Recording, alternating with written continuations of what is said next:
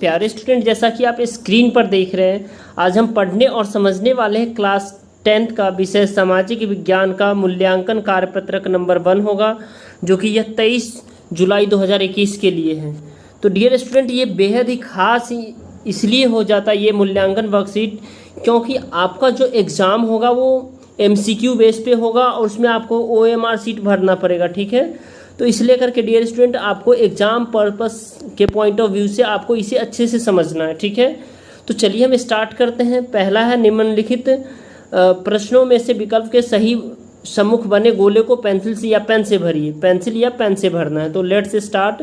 निम्नलिखित में से कौन सा मूल्य भारतीय संविधान में वर्णित है? तो भारतीय संविधान में कौन सा मूल्य वर्णित है? तो यहाँ आपका स्वतंत्रता भी है, बंधुत्व भी है और समानता भी है। तो आपका ये डी ऑप्शन हो जाएगा, ऑल ऑफ द एबव। आपका ये ऑप्शन डी हो जाएगा, राइट। तो आप डी लगाएंगे। उसके बाद भारत का संविधान सभा के सदस्य द्वारा कब अंगीकृत किया गया था?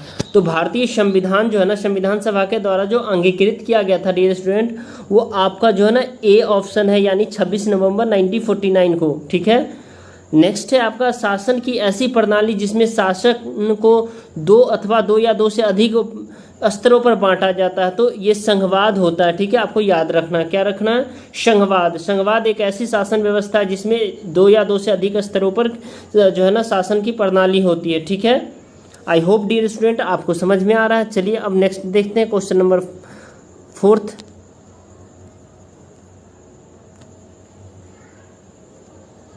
क्वेश्चन नंबर 4 है हमारा, निम्नलिखित में से कौन सा कारक किसी वस्तु को संसाधन बनाता है? यानी कौन सा जो रीजन है, कारण है, जो किसी वस्तु को संसाधन बनाता है। तो 4th का जो डियर स्टूडेंट आपका ऑप्शन हो जाएगा जो है ना, ये देखिए, समय भी बनाता है, प्रौद्योगिकी भी बनाता है, मूल्य भी बनाता है, तो उपयुक्त सभी हो जाएगा। तो आपका ऑप्शन नंबर इसमें डी करेक्ट हो जाएगा। 5th है, निम्नलिखित में से कौन सा भूमि संरक्षण का एक उपाय नहीं है?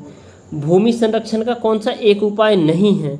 तो अब जो है ना, इसमें वन रोपेंगे तो भूमि संरक्षण होगा। रासायनिक उर्वरक एवं कीटनाशकों का कम उपयोग करेंगे तो भी भूमि संरक्षण होगा। अतिचारण पे रोक लगाना चाहिए। ठीक है, अतिचारण होता है जो पशु एक ही जगह पे सारे घास वगैरह चर जाते हैं। ठीक है, तो आपका इसमें बी ऑप्शन करेक्ट होगा।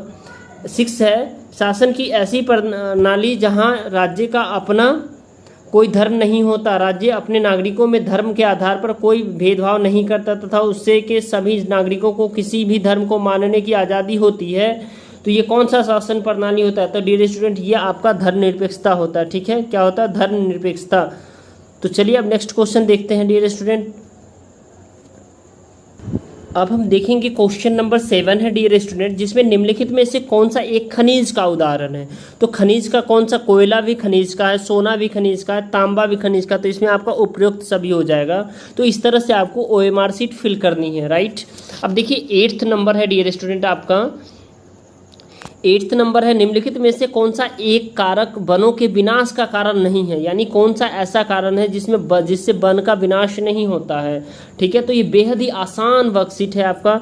वृक्षरोपण से विनाश नहीं होता है, पेड़ों की कटाई से विनाश होता है, जंगल की आग से विनाश होता है। तो आपका ऑप्शन नंबर इसका हो जाएगा डियर स्टूडेंट ए नंबर। ठीक है, निम्नलिखित में से कौन सा मानव संसाधन को उपयोगी बनाने में सहायक सिद्ध होता है? यानी मानव संसाधन को उपयोगी बनाने में सहायक सिद्ध होता है। तो उपयुक्त में से यानी शिक्षा भी होता है, स्वास्थ्य भी होता है, उपयुक्त में से दोनों, यानी ये दोनों सही होगा। ठीक है, अब 10th है और लास्ट है डियर स्टूडेंट, प्रत्येक देश का संविधान अपने नागरिकों को सम्मान एवं गरिमामयी जीवन जीने के लिए कुछ अधिकार प्रदान करता है, जिसे क्या कहा जाता है? तो जिसे सिंपल में हम जानते हैं मौलिक अधिकार कहा जाता है डियर स्टूडेंट। ठीक है, अगर आपको लगता है ये वर्कशीट आपके लिए हेल्पफुल है तो आप इस वीडियो को लाइक कर सकते हैं। हमारे चैनल पर नए हैं तो इस चैनल को सब्सक्राइब कर सकते हैं और अपने दोस्तों तक शेयर कीजिए। ठीक है डियर स्टूडेंट, चलिए bye, take care, have a nice day, thank you for watching.